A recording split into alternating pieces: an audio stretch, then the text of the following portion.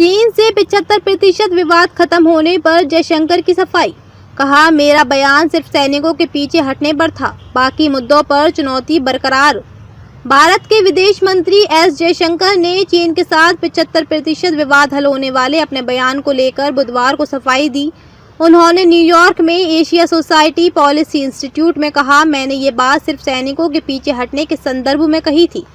चीन के साथ दूसरे मुद्दों पर अभी भी चुनौती बनी हुई है। उन्होंने कहा, चीन के साथ भारत का इतिहास मुश्किलों से भरा रहा है।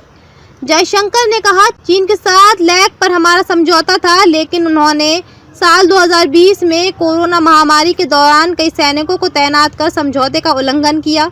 इसके बाद आशंका थी कि कोई हादसा होगा और ऐसा हुआ भी। झड़प हुई और दोनों तरफ से लोग हताहत हुए।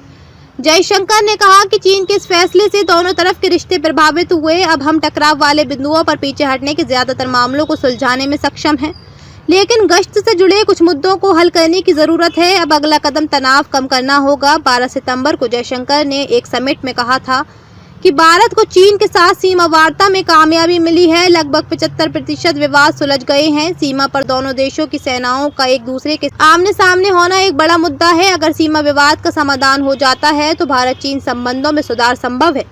जयशंकर ने कहा था कि 2020 में चीन और भारत के बीच गलवान में हुई झड़प ने दोनों देशों के रिश्तों को बुरी तरह प्रभावित किया है।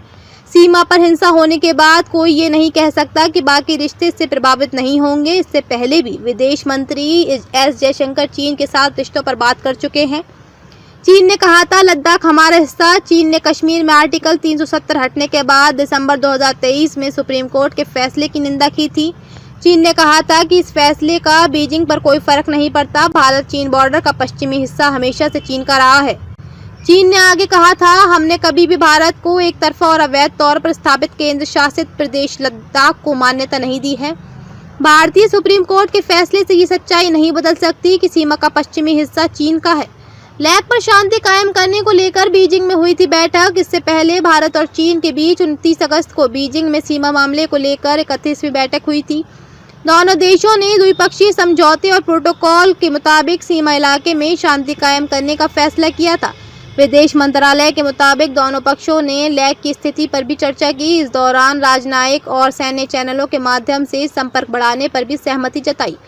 गलवान घाटी में क्या हुआ था? 15 जून 2020 को चीन ने ईस्टर्न लद्दाख के सीमावर्ती इलाकों में एक्सरसाइज के बहाने सैनिकों को जमा किया था। इसके बाद कई जगहों पर घुसपैठ की घटनाएं हुई थी।